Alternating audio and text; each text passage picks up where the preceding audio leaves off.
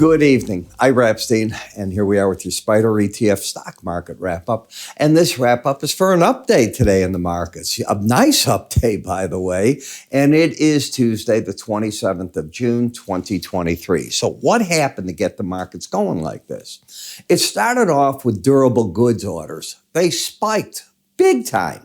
Market was not looking for the spike that they got. And it was followed right after that with better home sales, good time, better home sales. I think they were up 12%. They were looking for a small decline. Then we saw the other numbers was consumer confidence, a tear to the upside. Definitely good. The consumer feels real good about everything right now. We saw the Richmond Fed numbers, the manufacturing, if I'm correct on that, not so good. But manufacturing across the country hasn't been where the strength is. You know, it's been in the areas sitting there of obviously anything with service, anything with a restaurant, anything that you do in the summer outside, they're doing exceptionally well, including air travel, which is soaring like mad. Now, I'm in Chicago, and we are having the worst air quality in the world, they said. I was just listening to Lester Holt, one of our broadcasters here in America. I think he's on NBC.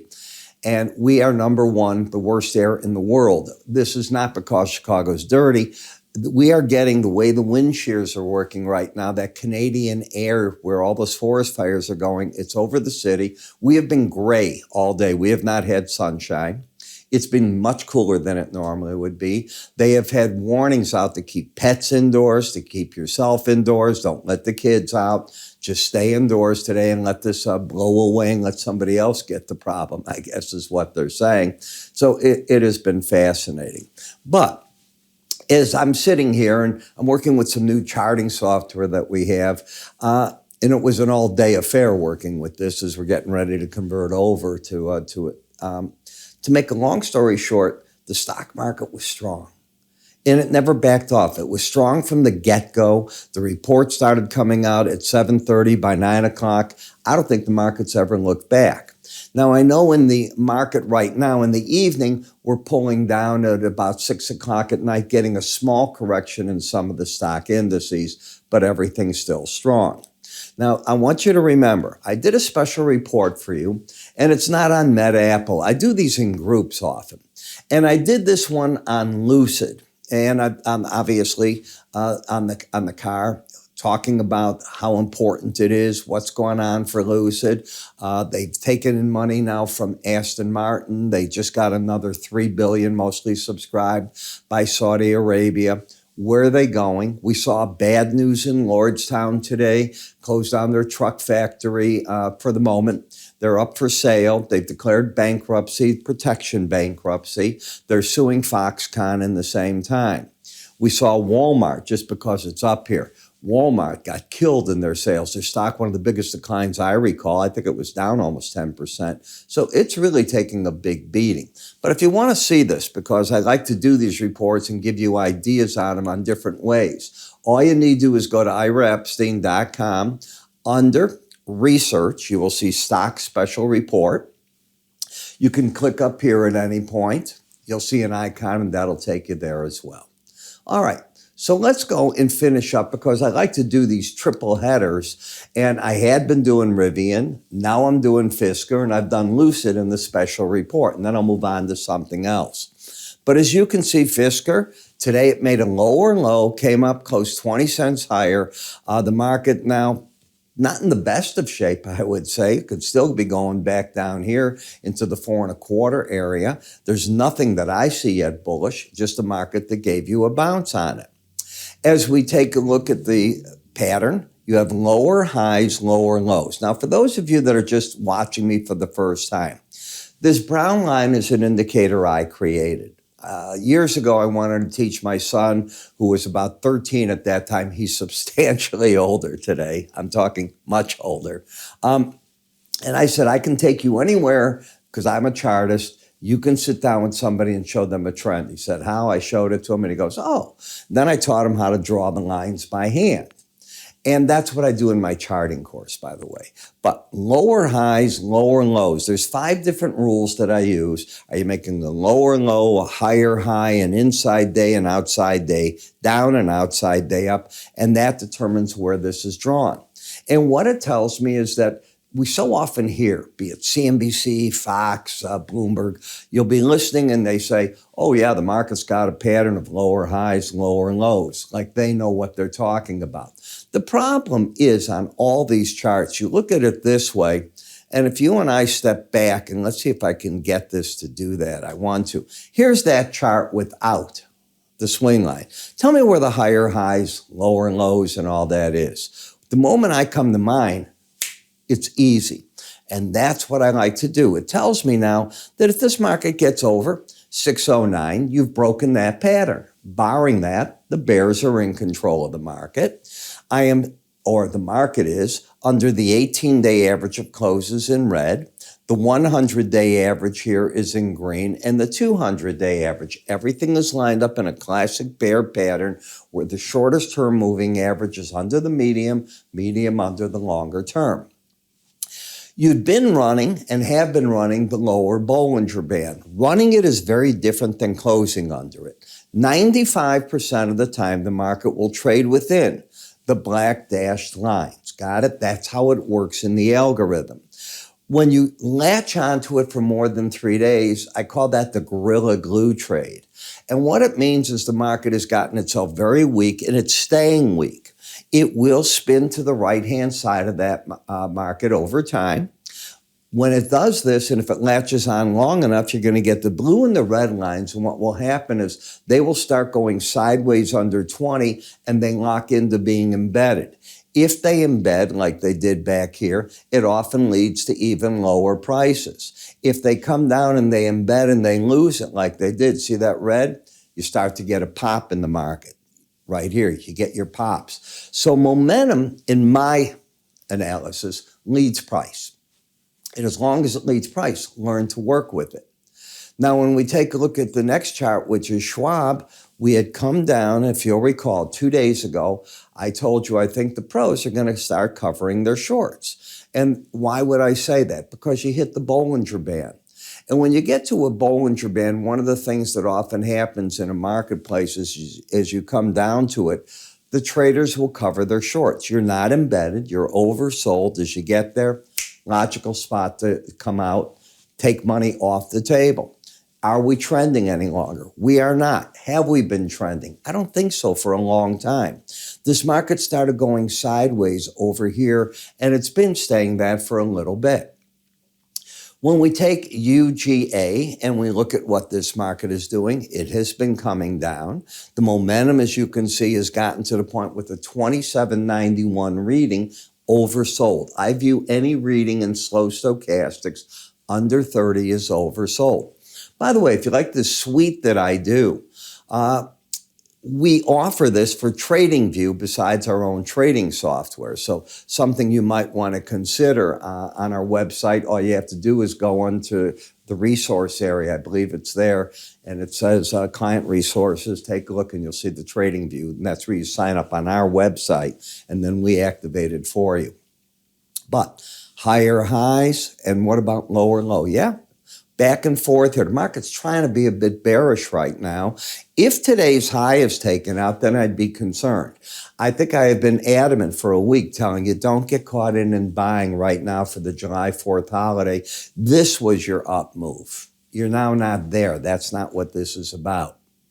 In the financial services, be careful. Tomorrow we get the bank stress test. That comes out tomorrow afternoon. You want to see how the banks have stressed out. Is that going to give us some worries that we have to be with? I think it's a good time to stay away from the banks, see the test, what the government tells us about it, and then we'll figure out what to do. In XLI, you have a pattern of a lower low, higher high in a market that had lost the embedded reading. Now, normally when you lose the reading back over here, what will take place is this market will start coming down. That is not going on with the market right now. Instead, what's happened here is this market is just sort of stuck and not going anywhere. What do I mean by that? Normally, when you lose it, you make a run to the 18-day average. It doesn't work if you get over the upper band. That would be the risk initially. We're trying to work out ways to make that better.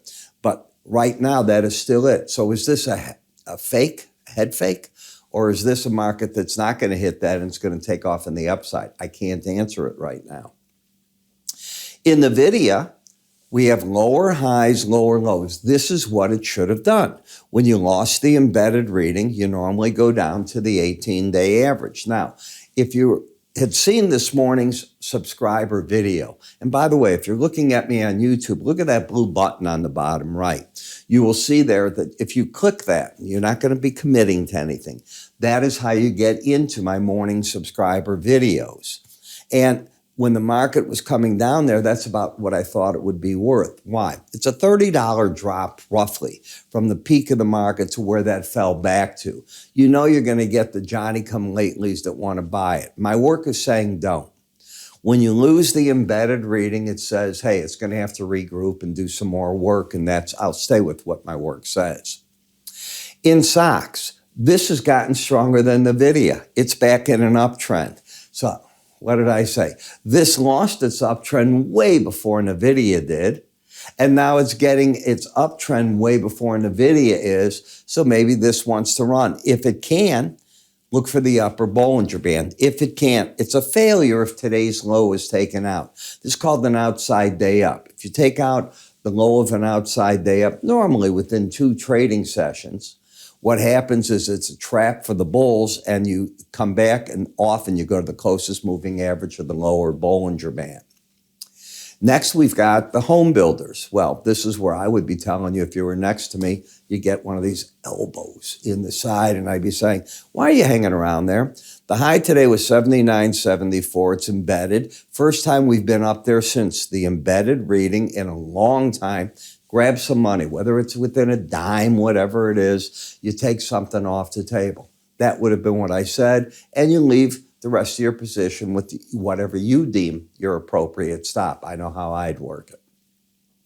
In XLE, still in a downtrend, will you make it to that band? You don't have to.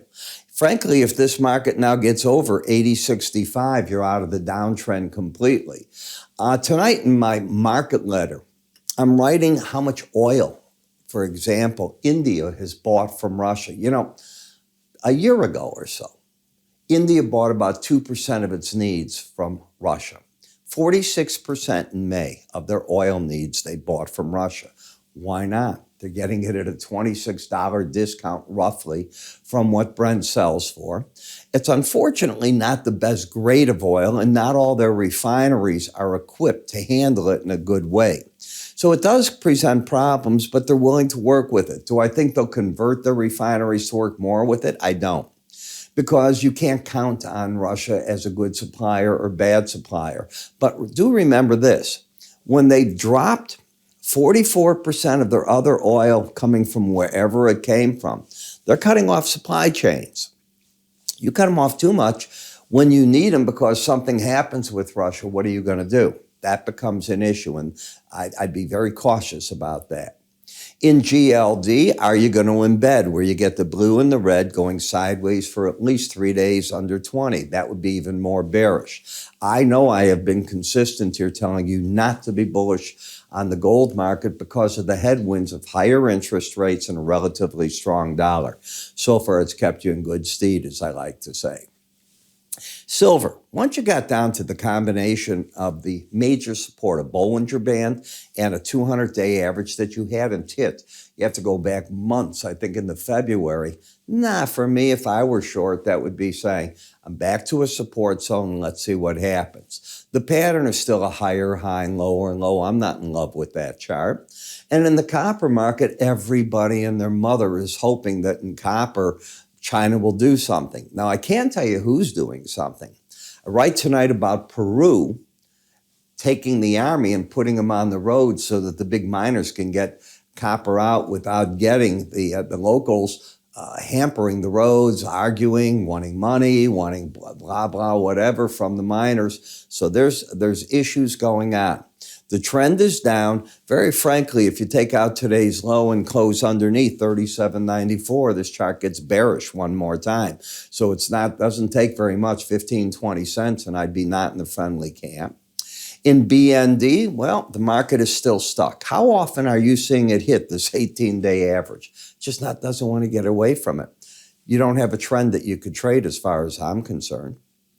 In UUP, we have higher lows, higher highs. Look where the dollar rally failed. I call the red line the line in the sand. You will see over and over instances where a market will go up, pull back and fight a battle at that number, trying to figure out what to do, going down, coming back to it. There'll be times when you slice right through it. I still don't remember what happened that day, but at the end of the day, the settlement was right there by the 18-day average. I don't remember what that particular day was. In FXE, okay. Are you going to lose the embedded reading? To lose it, you got to close under 79. Tomorrow's the key day. You didn't close under 79. You also didn't close in the bottom of the range. So tomorrow's going to be a key day. What's it going to do? If it loses it, then I think it backs off to here. If it can keep it, you might resume your rally. So I'll be looking at all that in a major way, trying to figure out what to do.